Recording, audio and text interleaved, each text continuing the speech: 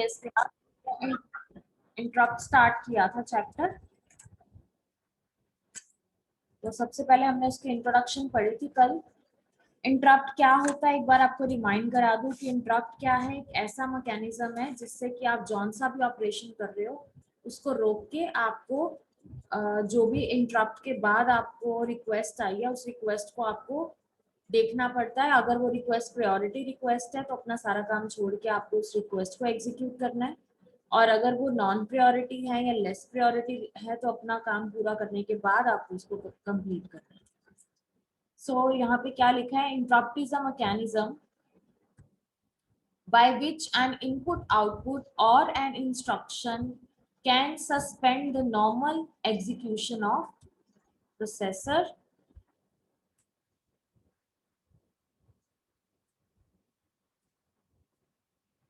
so and get itself serviced। अब देखो, जब मैंने आपको बोला कि हमारा माइक्रो प्रोसेसर क्या कर रहा है कि पहले अगर वो कोई काम कर रहा है उसको वो काम छोड़ के हो सकता है इंटरप्ट की बात सुननी पड़े और दूसरा काम करना पड़े। अब उस केस में क्या होगा, उसका जौन सा काम हो रहा है उसको वो वाले काम का एड्रेस जो है वो प्रोग्राम काउंटर में स्टोर करना पड़ेगा। सपोज मैं एक प्रोग्राम रन कर रही थी जिसकी मैं 10th लाइन पे हूँ और वो प्रोग्राम जो है वो 20 लाइंस का है, तो मैं उसकी 10th लाइन पे हूँ, यानी 10th लाइन का जो भी एड्रेस होगा वो डिफरेंट होएगा 11th लाइन से। अब 10th लाइन पे हूँ और मेरे को वो प्रोग्राम छोड़ के नेक्स्ट प्रोग्राम की तरफ मूव करना पड़ेगा इंटरप्ट की वजह से। तो अब मैंने जब वो नेक्स्ट प्रोग्राम को एग्जीक्यूट करने के बाद जब मैंने वापस अपने प्रोग्राम पे आना है तो उस प्रोग्राम का मुझे एड्रेस पता होना चाहिए तभी मैं उस पर वापस आऊंगी। तो क्या होता है, जब हम एक प्रोग्राम को रन कर रहे हैं तो उस प्रोग्राम की सपोज मैं 10th लाइन पे हूँ तो मैं 10th लाइन तक उसको रन कर चुकी हूँ। उसके बाद 11th लाइन का जो एड्रेस है यानी कि जो नेक्स्ट इंस्ट्रक्शन का एड्रेस है वो मैं प्रोग्राम काउंटर में स्टोर कर दूंगी। प्रोग्राम काउंटर में उसको स्टोर करने के बाद मैं इंटरप्ट के पास जाके जौन सा भी वो प्रोग्राम कह रहा है उसका एग्जीक्यूट करने के बाद प्रोग्राम काउंटर से देखूंगी कि उसका एड्रेस क्या है नेक्स्ट इंस्ट्रक्शन का, फिर उसे अपनी वाले प्रोग्राम पे वापस आऊंगी। समझ आया? क्लास रिस्पॉन्स दो, समझ में आया? ये देखो एग्जांपल बता रही हूँ। सपोज मेरा एक मेन प्रोग्राम हो रहा था जो कि एक्स है। मैं एक मेन प्रोग्राम को रन कर रही हूँ और मेरे पास माइक्रो प्रोसेसर ने एक इंटरप्ट दे दी। उसने बोला कि अभी रुक जाओ और मेरी बात सुनो कि मैं कौन सा प्रोग्राम एग्जीक्यूट करने के लिए आपको बोल रहा हूँ। अब माइक्रो प्रोसेसर चेक करेगा कि जो इंटरप्ट आई है वो प्रायोरिटी इंटरप्ट है, यानी मुझे अपना मेन प्रोग्राम छोड़ के जौन सा भी इंटरप्ट काम बोल रहा है वो करना पड़ेगा। तो मैं क्या करूंगी, मैं एक्स काम कर रही थी, मेन प्रोग्राम जो मेरा एक्स था वो मैं प्रोग्राम रन कर रही थी। तो अब मैं क्या करूंगी, एक्स का जो एड्रेस है उसको इंस्ट्रक्शन सर्विस रूटीन बोलते हैं, इसको इंटरनल सर्विस रूटीन। अब मैं क्या करूंगी, अपना काम छोड़ के मैं इस इंटरप्ट सर्विस रूटीन के पास जाऊंगी और अपना प्रोग्राम काउंटर में नेक्स्ट इंस्ट्रक्शन का एड्रेस छोड़ दूंगी। अब मैंने क्या किया, अपना काम यहीं पे रोक दिया और इस काम का जो एड्रेस है उसको इंटरप्ट सर्विस रूटीन के थ्रू प्रोग्राम काउंटर में स्टोर कर दिया। अब ये मैं वाई प्रोग्राम जो था उसको सारे को रन करूंगी। वाई प्रोग्राम रन करने के बाद जब ये सारा रन हो जाएगा फिर मैं वापस आऊंगी अपने मेन प्रोग्राम में। अब वो मेन प्रोग्राम का एड्रेस किस में था, प्रोग्राम काउंटर में, तो वहां से अपना प्रोग्राम का एड्रेस उठा के मेन प्रोग्राम में वापस आ जाऊंगी। ठीक है, इसको पढ़ते हैं एक बार।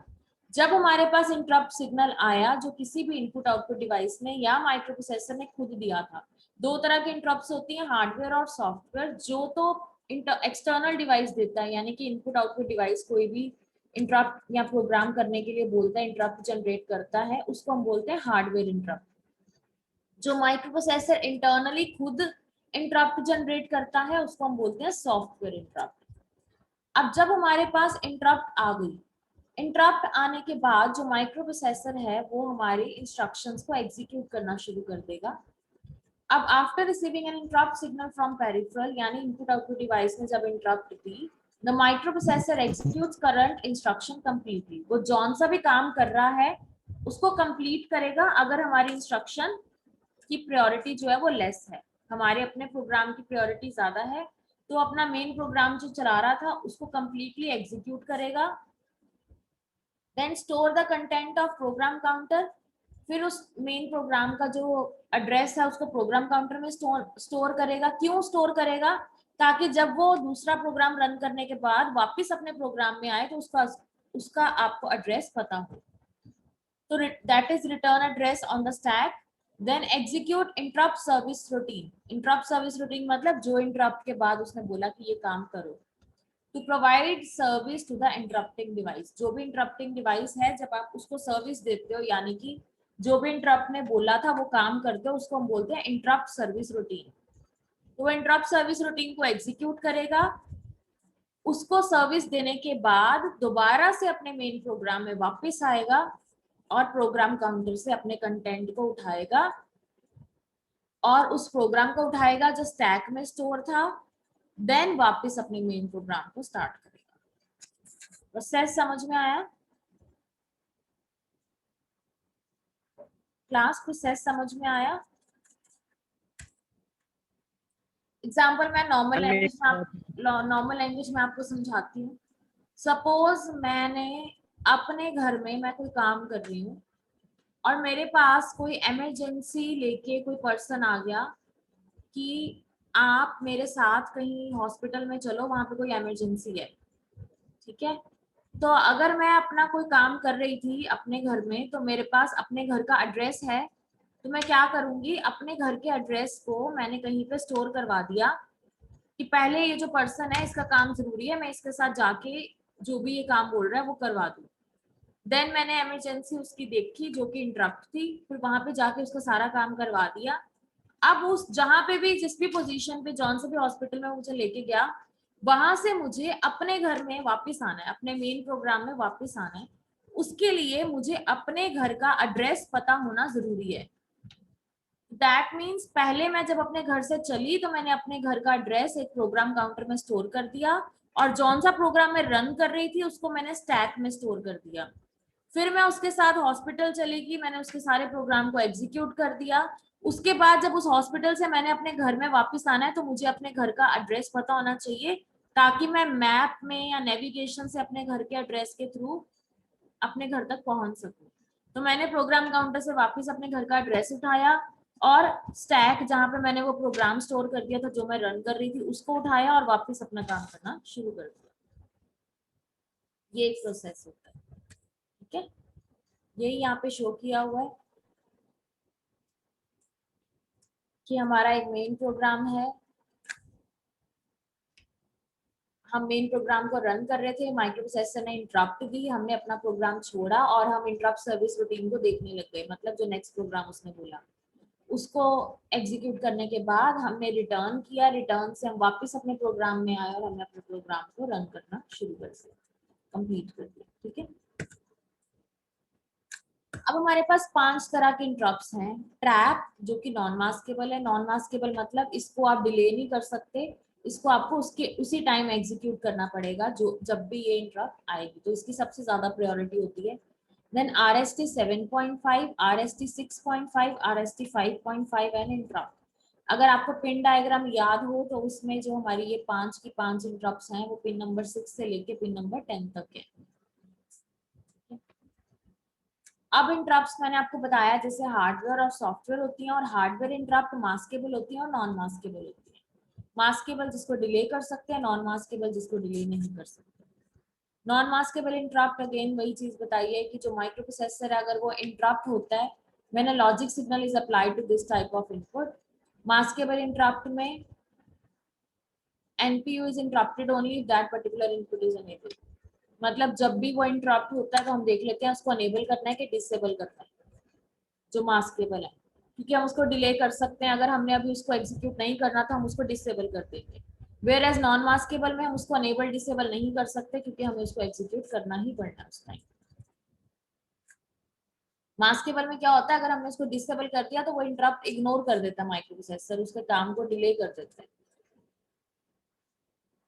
अब इंटरप्ट को कैसे रिस्पॉन्स देना है, अगर इंटरप्ट आ गई तो कैसे बताना है कि अभी एग्जीक्यूट होगी कि नहीं होगी।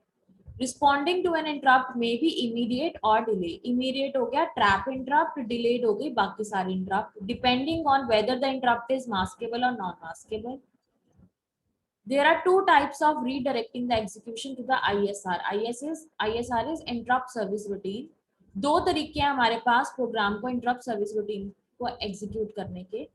इंटरप्ट सर्विस रूटीन का मतलब जो इंटरप्ट ने हमें काम बोला है उसको हम इंटरप्ट सर्विस रूटीन बोलते हैं। Depending on whether the interrupt is vectored और नॉन वेक्टर्ड। अब वेक्टर्ड क्या होता है? The address of subroutine is already known to microprocessor. Vector का मतलब कि माइक्रोप्रोसेसर को पहले से ही पता है कि जो उसका काम है उसका एड्रेस क्या है। नॉन वेक्टर का मतलब the device will have to supply the address of subroutine to the microprocessor. Non vector का मतलब माइक्रोप्रोसेसर को बताना पड़ेगा कि उस इंस्ट्रक्शन का एड्रेस क्या है, उसको पहले से नहीं पता। किस किस का पता होता है, किस किस का नहीं पता होता?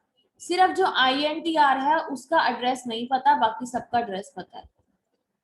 और नॉन मास्केबल मास्केबल में से जो ट्रैप है दैट इज वो मास्केबल नहीं है, नॉन मास्केबल है लेकिन है वेक्टर्ड, मतलब उसका एड्रेस ऑलरेडी पता है।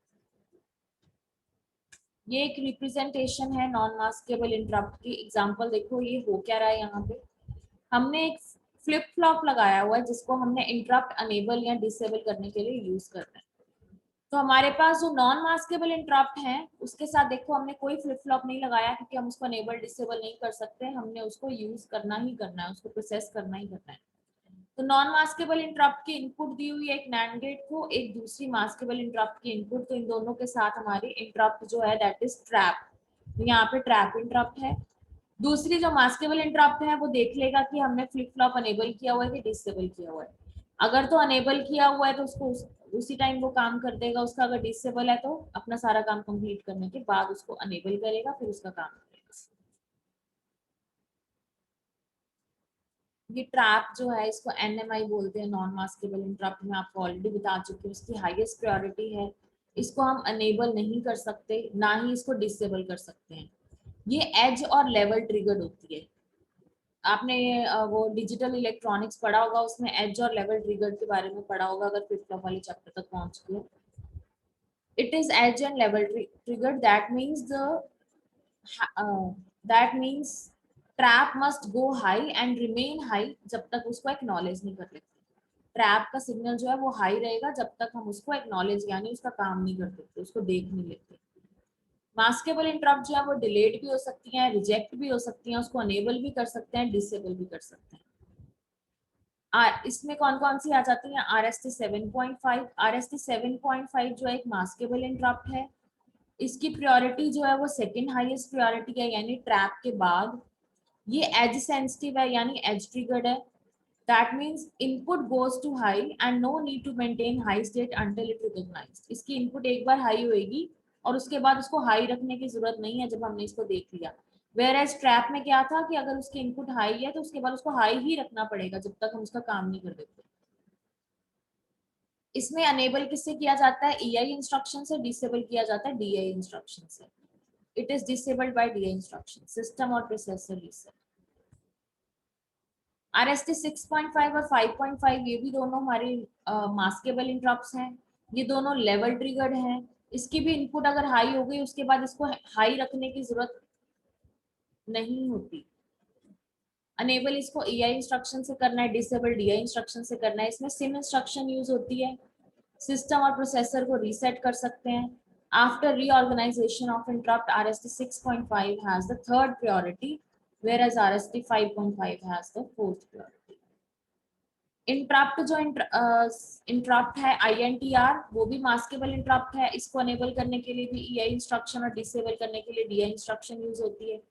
सिम इंस्ट्रक्शन और रिम इंस्ट्रक्शन दो इंस्ट्रक्शन होती है, किस लिए यूज होती है मैं आगे बताती हूँ। सिस्टम और प्रोसेसर को रीसेट कर सकते हैं आफ्टर रीऑर्गेनाइजेशन ऑफ इंटरप्ट। ये नॉन वेक्टर्ड इंटरप्ट है क्योंकि हमें माइक्रो प्रोसेसर का इसका एड्रेस पहले से नहीं पता। इसका मतलब क्या हुआ कि जब भी हमारी इंटरप्ट, बेटा आप लोगों ने कहाँ तक सुना? मुझे पता ही नहीं लगा, आप डिस्कनेक्ट हो गए हो। मैम बीच में काफी आवाज कट भी रही थी।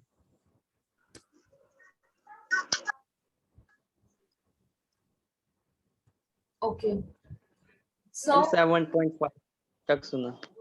7.5 तक सुना है। हाँ जी। उसके बाद आती है RST 6.5 एंड 5.5। RST 6.5 और 5.5 दोनों लेवल ट्रिगर्ड हैं, मतलब इनकी इनपुट एक बार हाई हो गई, उसके बाद उसको जब तक हम रिकॉग्नाइज नहीं करते वो हाई रहेगी। ये मास्केबल इंटरप्ट है, इसको अनेबल करने के लिए EI इंस्ट्रक्शन यूज होती है, डिसेबल करने के लिए DI। सिम इंस्ट्रक्शन लिखा हुआ है, ये सिम इंस्ट्रक्शन क्या होती है मैं आगे बताऊंगी आपको।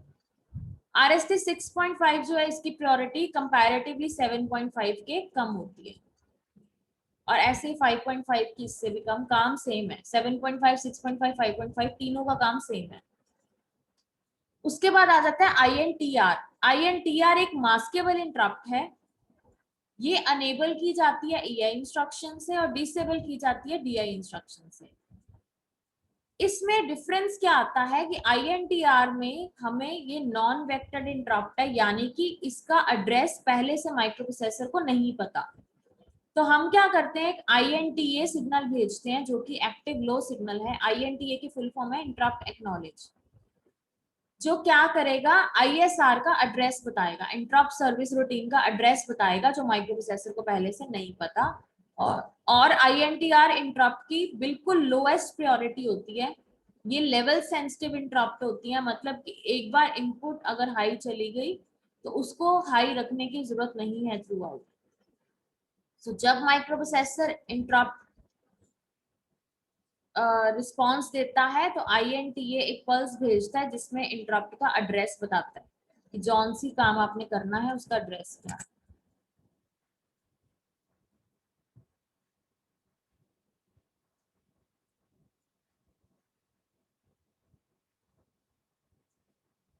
स्क्रीन दिख रही है ना आप सबको? No ma'am. No ma'am. No ma'am.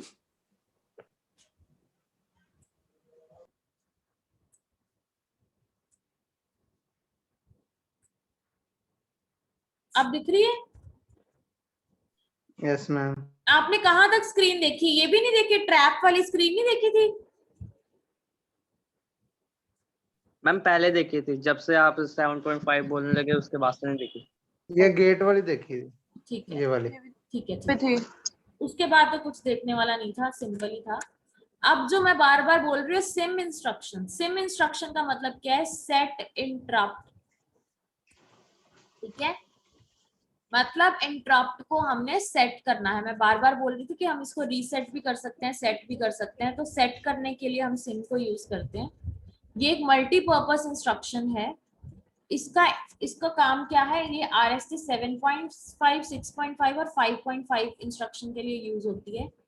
ये सीरियली डाटा को आउटपुट करती है। सिम आपको याद होगा सीरियल डाटा इनपुट और सीरियल डाटा आउटपुट दो तरह की पिन्स भी होती हैं आपके इसमें पिन डायग्राम में। अब इस इंस्ट्रक्शन में क्या होता है, ये 8 बिट इंस्ट्रक्शन है, 8 बिट सिम इंस्ट्रक्शन होती है। पहला है 5.5, M 6.5, M 7.5, MSC, R 7.5। ये जितने भी लिखे हुए ना ये फिक्स्ड है, ये यही लिखने हैं हमने जब 8 बिट की बात करनी है। अब इनका काम क्या है, मतलब क्या है, 5.5, 6.5, 7.5 मतलब ये तीनों ये इंटरप्ट्स की बात कर रहे हैं। RST 7.5, 6.5 एंड 5.5 ये तीनों के दोनों इंस्ट्रक्शन जो है ये मास्केबल इंस्ट्रक्शंस हैं, मास्केबल इंटरप्ट्स हैं, सॉरी। इसीलिए हमने इसको RST 7.5, 6.5, 5.5 साथ में M लगाया। M का मतलब मास्केबल है। क्या अगर 0 करेंगे हम इनको दैट मीन्स ये अवेलेबल है, अगर इसको 1 करेंगे तो ये मास्क्ड है। MSE यानी मास्क सेट अनेबल, अगर 0 है तो बिट 02 को हम इग्नोर कर देंगे, अगर 1 है तो mask is set. Mask is set का मतलब है उसको हमने एग्जीक्यूट करना है, उसकी बात को हमने सुनना है। उसके बाद RST 7.5 को हमने रीसेट कर देना है अगर 1 है।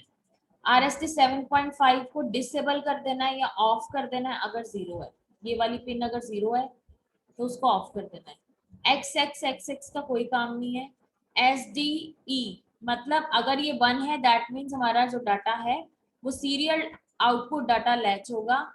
अगर SOD है तो serial output data ignored if bit 6 is equal to 0। अगर ये हमारे 6 बिट 0 आ गई फिर हमने 7 का कोई काम नहीं है। अगर 6 बिट 1 होएगी फिर 7th जो है वो सीरियली डाटा को आउटपुट करेगा। जो डाटा आउटपुट होगा वो सीरियली होगा। सारी पिन्स की वर्किंग समझ आ गई? नैन्सी, सारी पिन्स की वर्किंग समझ आ गई? मैम 0 तो 2 वाली नहीं समझ लगी, बाकी मैम समझ लग गई हैं। 0 to 2 में बेटा ये तीनों इंटरप्ट्स की बात करिए कि अगर 5.5 है, देखो RST 5.5, 6.5 और 7.5 तीनों में सेम इंस्ट्रक्शन यूज होती है। अब इनमें से तीनों में से कौन सी हम इंटरप्ट की बात कर रहे हैं उसको 1 कर देंगे, जिसकी बात नहीं कर रहे उसको 0 कर देंगे। फर्स्ट पिन जो है ये RST 5.5 के लिए, सेकंड RST 6.5 के लिए, ये 7.5 के लिए। ठीक है, इनमें से जिसको भी हमने 1 किया होगा दैट मीन्स वो वाली इंटरप्ट आई हुई है, बाकी 0। Okay ma'am. ऐसे MSc में उसने क्या बोला कि अगर ये सारी की सारी 0 हैं, 0 1 2 पिन जो है ये सारी की सारी 0 हैं, फिर मास्क सेट एनेबल ने कोई काम नहीं करना। अगर इनमें से एक भी 1 है फिर MSc यानी मास्क सेट एनेबल का मतलब फिर इंटरप्ट बताएगा कि यहाँ पे कोई इंटरप्ट आई हुई है। माइक्रो प्रोसेसर को पता लगेगा कि RST 5.5, 6.5 या 7.5 में से कोई इंटरप्ट मेरे पास आई हुई है। ठीक है, जी मैम। नेक्स्ट आता है रिम। इसका मतलब रीड इंटरप्ट। पहले में हमने उसको सेट किया था, इसमें इसको रीड करना है। ये भी सेम 8 पिन है, मल्टीपर्पज इंस्ट्रक्शन है। इसको हम क्यों यूज करते हैं? इंटरप्ट का स्टेटस देखने के लिए। ये भी हम 7.5, 6.5 और 5.5 में यूज करते हैं। उसमें सिम वाले इंस्ट्रक्शन में डाटा आउटपुट होता था सीरियली, इस इंस्ट्रक्शन में डाटा इनपुट होता है सीरियली। M 5.5, 6.5, 7.5 पहली 3 पिन सेम है, वही 0 है तो काम नहीं, 1 है तो काम है। IE मतलब इंटरप्ट अनेबल, इसको हम अनेबल करेंगे अगर इन तीनों में से कोई भी इंस्ट्रक्शन आई होगी, कोई भी इंटरप्ट आई होगी। 5.5, 6.5 या 7.5 में से कोई भी इंटरप्ट आई है तो इंटरप्ट अनेबल को हम 1 दे देंगे। देन P 5.5, P 6.5, P 7.5 का मतलब कि कौन से इंटरप्ट पेंडिंग है। अगर इन तीनों में से कोई इंटरप्ट पेंडिंग है तो उसको 1 कर देंगे, अदरवाइज 0 कर देंगे। लास्ट में है SDI मतलब सीरियल डाटा इन। अब इसने डाटा को सीरियली इनपुट देना। इनपुट जो डाटा होगा हमारा सीरियली होगा। सिम में जो था वो डाटा आउटपुट होता था और वो भी सीरियली होता था। ये वाली इंस्ट्रक्शन रिम इंस्ट्रक्शन को हम इंटरप्ट का स्टेटस देखने के लिए यूज करते हैं। स्टेटस देखने का मतलब कि कौन सी इंटरप्ट आई है, किस इंटरप्ट का स्टेटस 1 है, किस इंटरप्ट का स्टेटस 0 है। और सिम वाली इंस्ट्रक्शन जो थी वो हम रीसेट करने के लिए यूज करते थे या सेट करने के लिए यूज करते थे। ठीक है,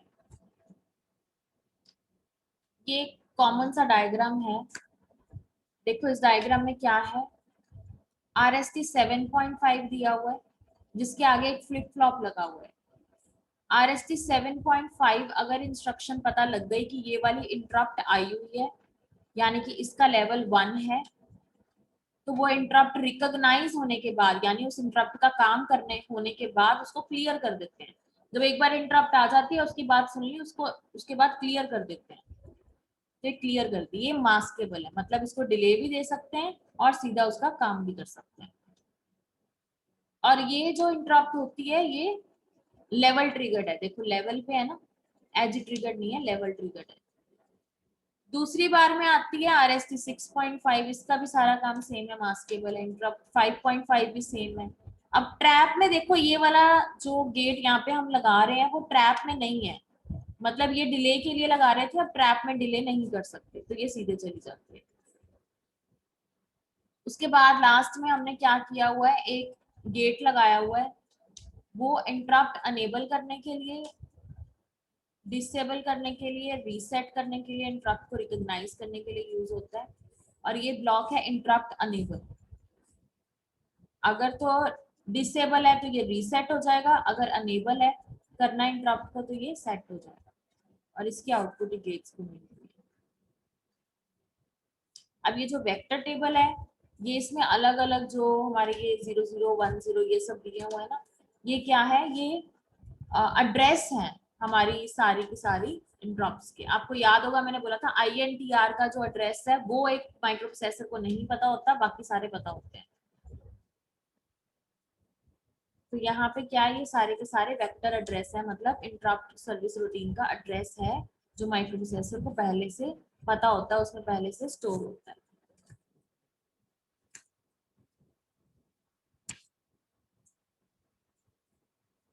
अभी तक हमने पढ़ा हार्डवेयर इंटरप्ट्स के बारे में, अब हम पढ़ते हैं सॉफ्टवेयर इंटरप्ट के बारे में। सॉफ्टवेयर इंटरप्ट होता है जो प्रोग्राम जब एग्जीक्यूट हो रहा है तो माइक्रो प्रोसेसर ने खुद ने कोई काम बोल दिया, खुद ने कोई काम दे दिया कि ये वाला काम पहले कर लो, जो काम कर रहे थे उसको बाद में कर लो, वो होता है सॉफ्टवेयर इंटरप्ट। कोई एक्सटर्नल डिवाइस नहीं था जिसने कोई काम बोला है, माइक्रो प्रोसेसर ने खुद ने ही इंटरप्ट भेज दी। ठीक है, तो इसमें क्या होता है, these instructions are inserted at desired location in a program. Program में एक पर्टिकुलर डिजायर्ड लोकेशन में ही इस इंटरप्ट को भेजा जाता है। 8085 के पास 8 तरह की इंटरप्ट्स हैं। सॉफ्टवेयर इंटरप्ट जो है वो 8 तरह की हैं, वेयर एज हार्डवेयर इंटरप्ट 5 थी। इसमें कौन कौन सी आती हैं, RST 0 से लेके 7 तक, RST 7 तक। When microprocessor is interrupt by giving instruction in the main program, it is called as software interrupt. अगर microprocessor खुद को interrupt दे रहा है तो उसको हम software interrupt बोलते हैं। इसमें microprocessor क्या करता है, प्रोग्राम का कंट्रोल जो है वो मेन प्रोग्राम से हटके सब रूटीन प्रोग्राम में चले जाता है, मतलब अपना मेन प्रोग्राम छोड़ के वो दूसरे प्रोग्राम में चले जाता है।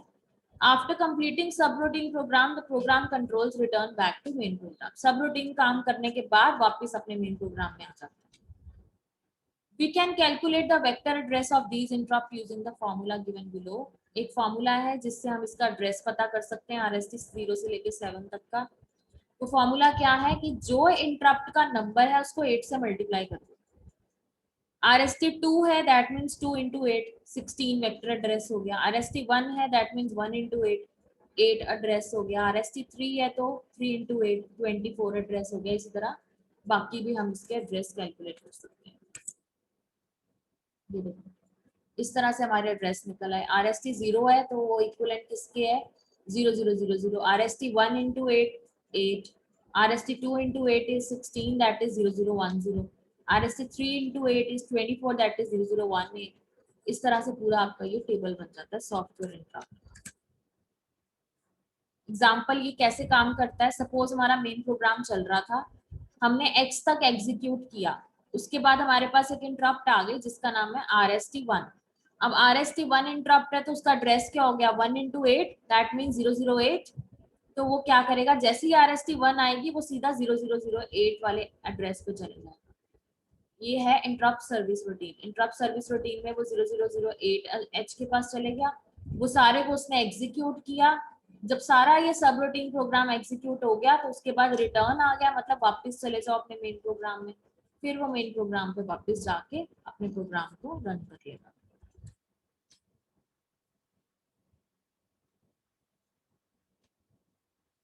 ठीक है, this was all about interrupt. Clear है, कोई डाउट है कहीं पे भी इस पूरे चैप्टर में तो आप पूछ सकते हो।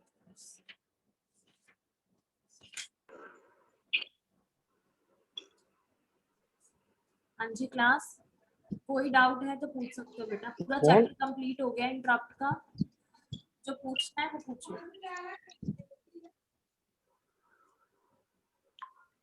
मैम हाँ जी, ये पूरा है इंटरप्ट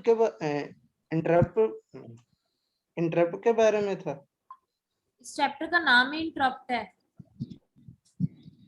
अच्छा, कुछ क्वेश्चन पूछना है आपने इसमें? अच्छा एक चीज सुनो, जो सॉफ्टवेयर इंटरप्ट है ना उसमें कोई भी मास्केबल या नॉन मास्केबल इंटरप्ट्स नहीं होती, मतलब उसमें किसी की भी कोई प्रायोरिटी नहीं है, कोई भी आ सकती है। ठीक है, किसी ने कुछ पूछना है बेटा? Nancy, no doubt? Ma'am. Losses नहीं होते मैम ਇਹਦੇ ਵਿੱਚ? क्या मैम इनमें लॉस नहीं होता कोई? क्या नहीं होता?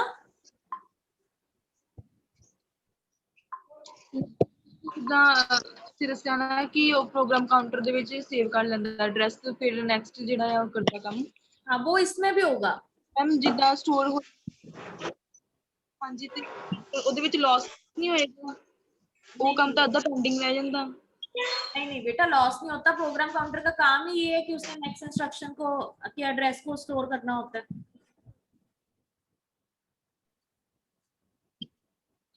ठीक है? शगुन, कोई doubt? Sahaj? No ma'am. Sahaj? Harnek? No ma'am. Harnek, कोई डाउट पूरे चैप्टर में? गुरचरण? No ma'am. गुरचरण को डाउट? No ma'am. कौशिक?